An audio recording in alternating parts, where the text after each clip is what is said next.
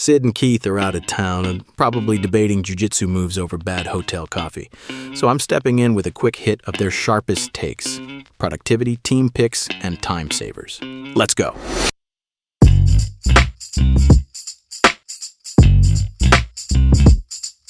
Welcome to the Overlap Podcast. I'm Overlap Echo, your AI sidekick. Like I said, Sid and Keith are off the grid, so I'm spinning up a quick hit episode with sharp insights and real talk to run your business smarter, from your team to your time. Let's dive in. First up, from episode 158, Keith drops a productivity hack that's all about owning your day so you can tackle the big stuff. Motion is Keith's secret weapon. So I think I've talked about it on the podcast a couple episodes ago about Motion. It's a calendar app and a task management app that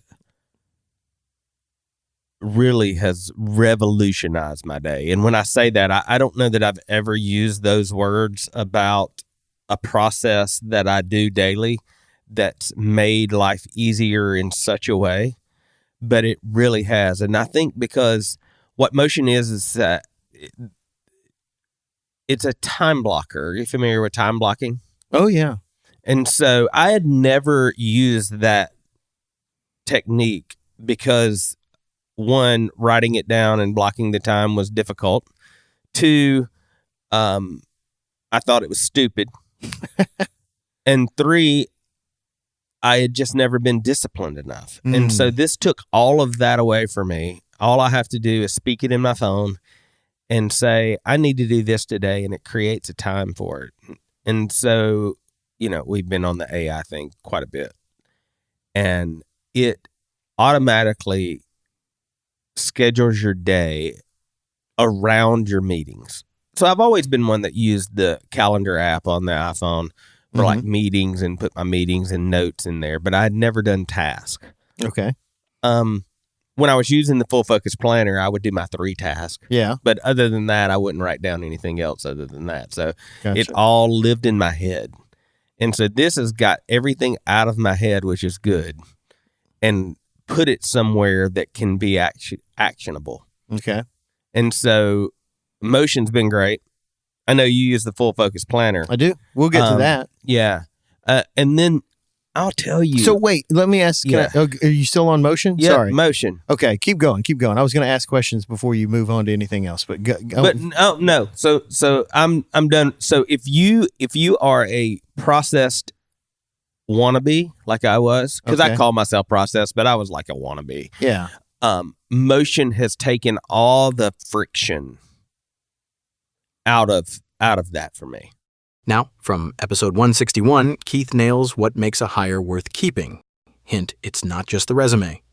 I think one of the greatest traits that an individual can have on a team is adaptability, the ability to adapt. Sure.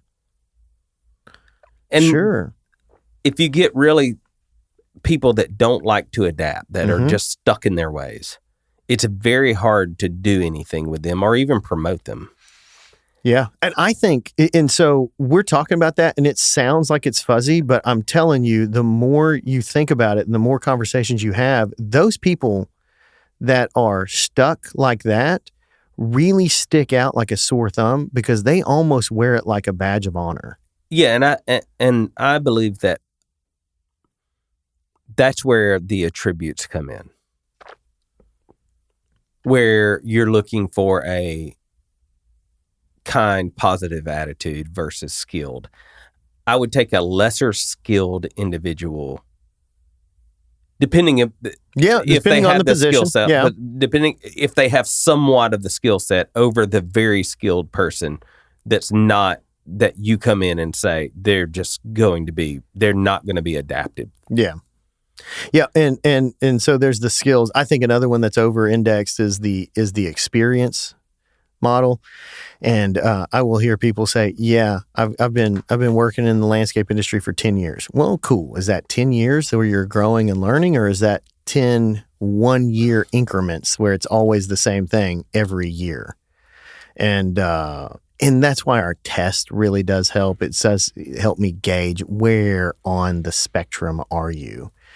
and they're basic questions, but it's funny how many people get like I would say almost everyone gets a much lower grade than what they think they're going to get because they think they've been doing it for 10 years and they think they know. And it's amazing. The level of science and knowledge in just the green industry that people don't really know or understand, and everyone takes it for granted that they do. But those folks that have some humility about them, they can learn and they can adapt, like you said. And back to my main point, I'm always trying to push our hiring manager to find people that are going to be good cultural fits, that are going to look for someone that's going to work hard. They've got a work ethic. Look for some folks that like working in teams and being a part of team. Look for folks that like learning and growing. And if we can get that, they're going to be successful at our organization. And when people are successful, they like their work, they like where they work, and they like their life way better. Let's pause for a quick sponsor break. Our sponsors' support makes this show possible, and we're truly grateful for their commitment to helping us bring you these insights. Hey guys, I want to tell you about my friend Wes Cody. He's the president of C2 Wealth Strategies, a financial advisory firm dedicated to providing personalized solutions for your financial needs. Wes and his team of professionals are passionate about helping clients create wealth and achieve financial freedom. At C2 Wealth Strategies, they believe in taking a holistic approach to financial planning and are committed to building long-lasting relationships with their clients, ensuring their financial well-being every step of the way. Don't leave your financial future to chance. Contact Wes and C2 Wealth today at c2wealth.com to schedule a consultation. Let Wes and his team help you build your financial future. If you're a small business owner looking to take your business to the next level, listen up. My good friend Chris Francis has spent over 20 years growing his tree care business to national success. Now he's partnered with Rick Miller, you've probably heard him here on the podcast before, Harvard MBA, and business consultant to create Roadmap for Growth, an online course to help you scale, build teams, and create systems that last. It's not just for the tree industry. This course applies to any small service business. Check out treebusiness.com or hit the link on the Overlap homepage to learn more. Welcome back to the Overlap Podcast. I'm your AI host, Overlap Echo, continuing with Sid and Keith's sharp tips to run your business smarter. Let's move on to episode 163. Sid shows how gut calls shape your crew. My experience has been this, and like I mentioned before, my leadership being kind of a focus of mine. I want to develop people and give them agency and develop them to the point where they're making decisions. And I'm in on those decisions, and they're relatively large, and I just don't say anything because I don't want to step on toes and I don't want to seem like a micromanager. The fact is that you're not being a micromanager if you step in and just say, hey guys, I got to just say something. I know you're running down this path and you've given it some thought. Have you really given it enough thought? Because this just doesn't seem or feel right. And maybe I'm wrong, so I can sandwich it with that or soften it with that. Maybe I'm wrong, but just help me understand your thesis on this. And really, I'm just trying to say, man, you got to convince me on this. It doesn't seem like the right thing to do to elevate this person. I feel like you're doing that because you just have a relationship with that person and it's easy. My gut says, and my gut, and we're going to get to this, is typically right on this stuff because I'm the one with the experience.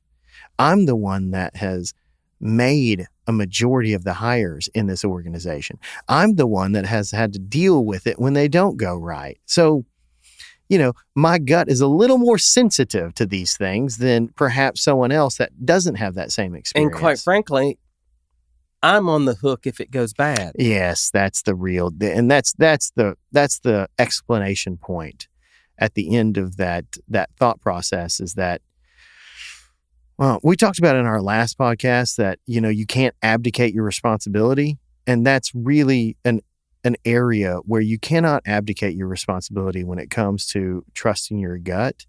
and it comes to decisions for your team, for your organization, direction you're going, Let me things just like say, that. if your gut has worked in the past,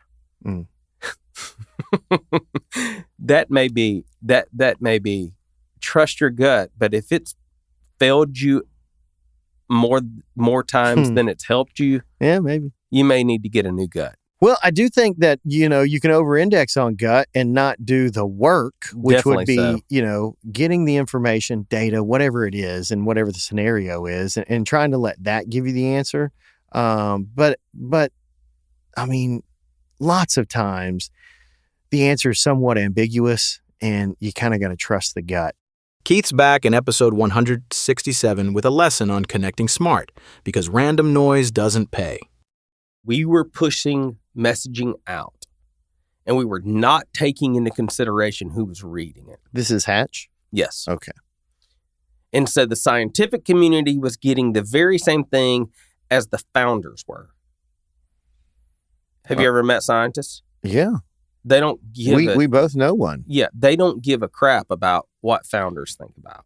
Do they not? No. Yeah, you're probably right. The scientists we know, they don't really care about what we think either. Correct. Yes. Unlike you, audience, we appreciate your yeah. So the scientific community was getting the same messaging. Do you think they were engaging with it? No. The moment I started putting scientific messaging for the scientific community, they began engaging. Oh, so how about this for scientific terminology? So you had to bifurcate your communication, one to the scientific community, and then one to the founder community. Yes. Yeah. If I said that more cleanly, it would have sounded way smarter. Yeah, it would have sounded way smarter. But there's a dichotomy in the communication. But you made our point in the fact that you or I probably should not be communicating to the scientific community. Yeah. No. Yeah. Absolutely not. So, do they do jujitsu?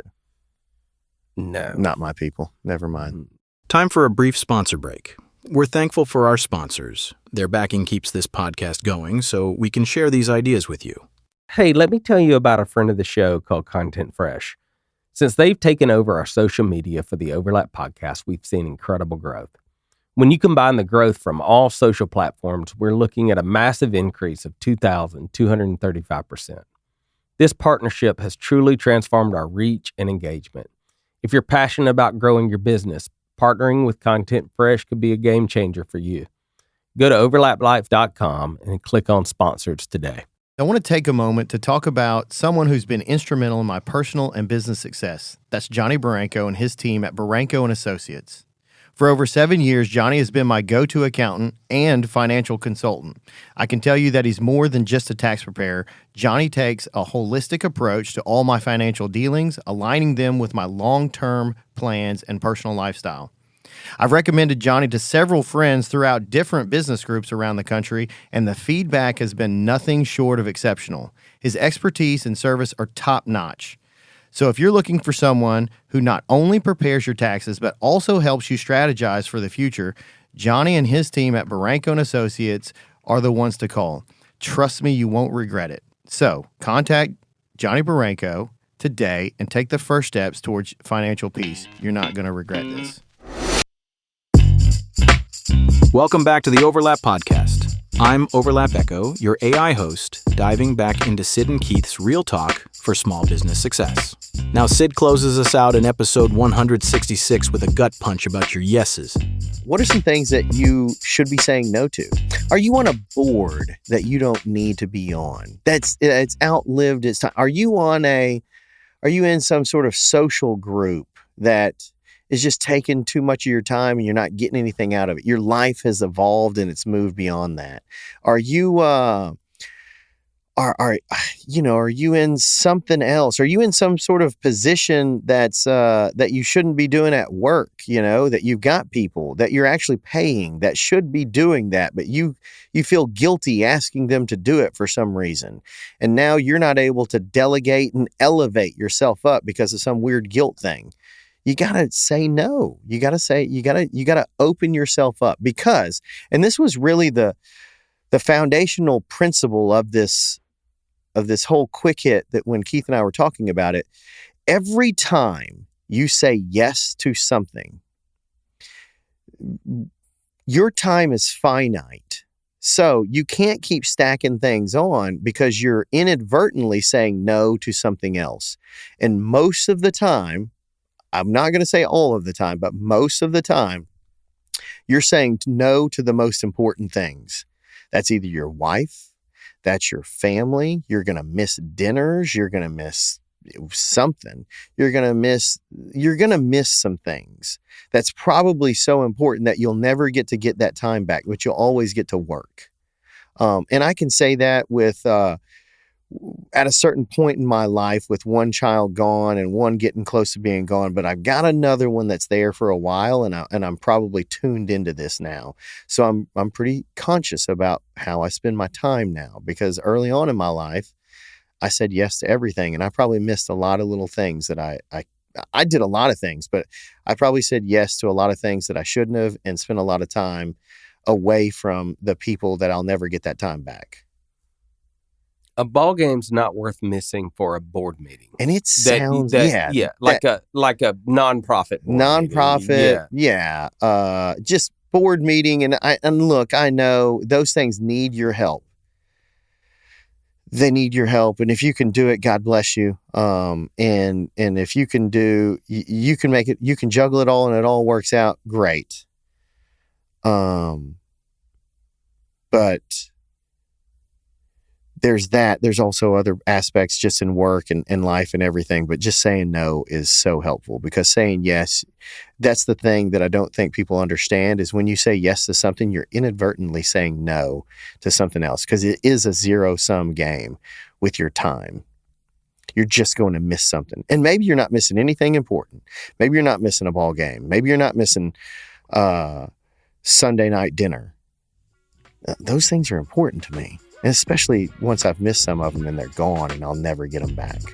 Well, that's your quick hit from Sid and Keith. Productivity, team smarts, strategy, and time.